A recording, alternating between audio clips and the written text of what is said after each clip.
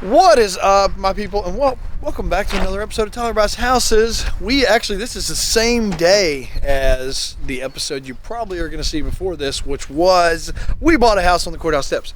But this one is we bought a cracked house. So our good friend Jared Gray is here to let us know what we're going to need to do with the property. So Jared happens to actually know what we need to do with these cracks. So in West Virginia, it's pretty common that this happens, and we have structural issues that we deal with. Now, whether we fix it or not is going to be, something we have to navigate. But what we like to do is have a report and have something to provide if we sell it that at least gives an idea, or gives a roadmap of a working plan. Sure. What to do. Repair. Yep. So that's really going to help us, and if we choose to repair it, then it would help us to be able to sell this house to a buyer who could buy it on conventional terms, who doesn't have to have a structural issue fixed if we go ahead and fix what the structural issue is. So that's what we're going to find out today, and Jared's going to give us the roadmap. But this is what a structural inspector looks at 101. Let's go.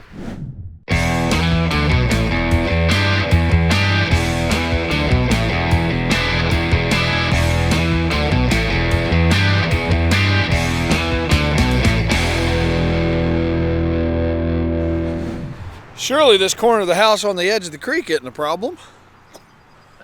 All right, let's do it. I've not been in it yet either. Sure.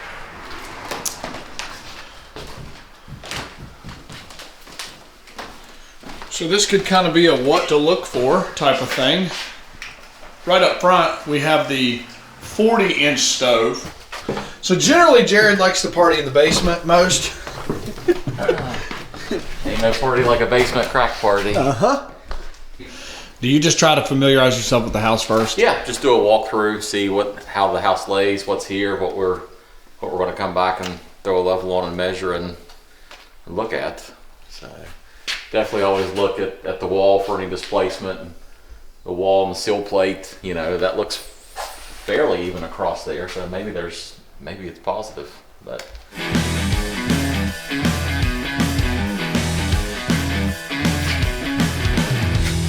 That's just a. Alrighty, birds have come out. It's okay, bud. It's all right. I like this house so far.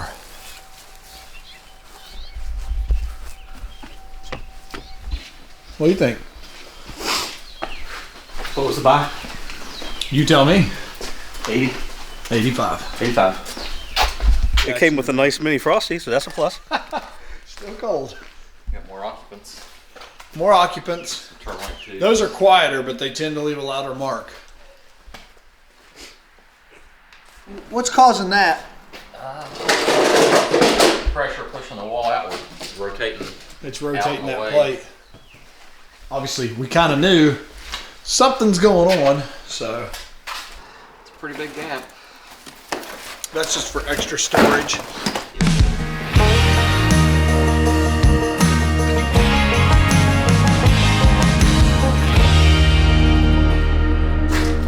Taking measurements. I mean, are we at a school dance? Disco season. All right, so Jared, what are you doing? You're running a laser and you're taking measurements to. Yeah, just to try to put some numbers to the cracks there. Measuring from the green laser line down to the sill plate to figure out how much drop there actually is. What were you back there, just out of curiosity? Oh, I messed it up. 45 and 3/8. That's 46. Not April. That is not a lot.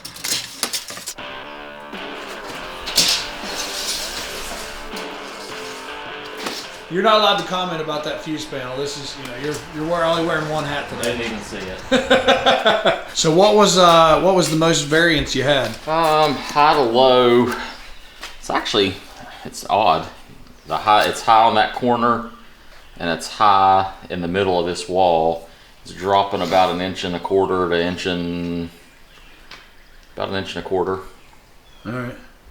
Even more occupants not paying rent. Unreal. So I'm guessing that thing finds its own level? Yeah. Awesome. Self-leveling. Nice. the brick was added after it's moved. That's not a structural component. It's just a Facade. that they put on there. So that just tells you that whatever moved, shifted and moved before the brick was put on. That makes sense. So He's doing photography for us now too. He's competing with Justin Waybright.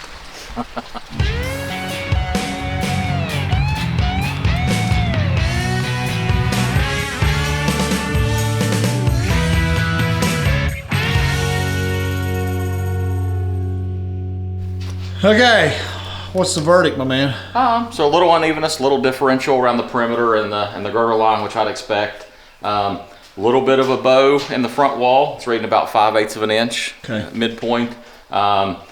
Given the age, the lack of recent cracking, and the lack of any significant rocking or pushing in any other areas, that's something I'm going to recommend you monitor at this point. If you're going to turn this into finished base, I think it'd be prudent to brace it. But if it stays as it is now, then it's just sort of be aware and keep an eye on it.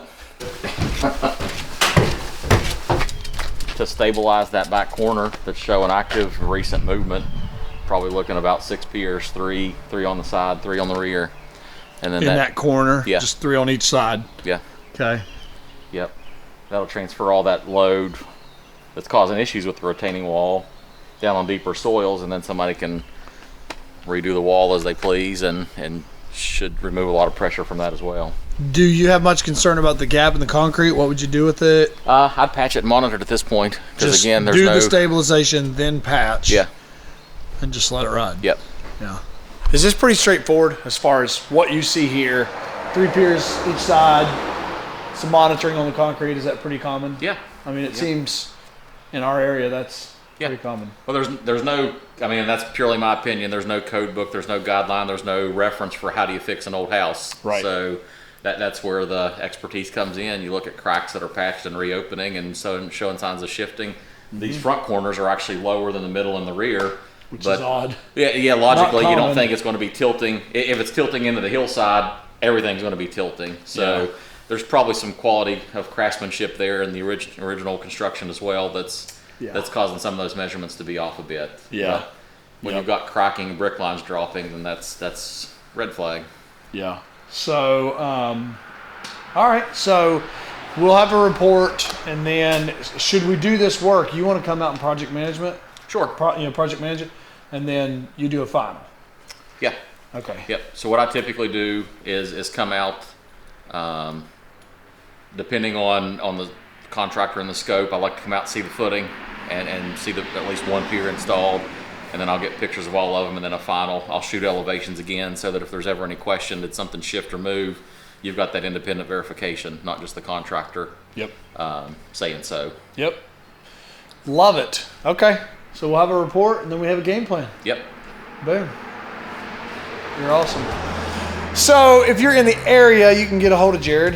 How do they get a hold of you? 304-941-3998. That's his cell. He just gave it to you, folks. Chad's trying to kill 2 birds with 1 stone, and he's actually taking the pictures right now for the listing, because we're going to legit list this as is. But the final report is that he wants those 3 piers on one side of the corner of the house and then 3 piers on the other side, and then we're going to have to fill that crack in the garage. He even said like sand and grout the top, so it's just more of a monitoring on that. But pretty good report overall. I mean, favorable report for the structural integrity of the house. So this one will be going live pretty soon. But that is how, we utilize structural engineers to make sure we're getting it right when we're buying these houses. And that guy could have saved us a ton of money if we had to renegotiate this. Or he could have cost us a ton of money if we didn't bring him in the beginning. So we've added this into the phases of buying houses and our process. We've added this underwrite phase, and I look at the structural report and the home inspection report and make sure we get that right before we sign on the dotted line. So hope you've enjoyed this episode on how to work with a structural engineer. I'm going to be doing more of these, but if you've enjoyed this content, like and subscribe to the channel, hit that notification bell, and I'll see you guys on the next one.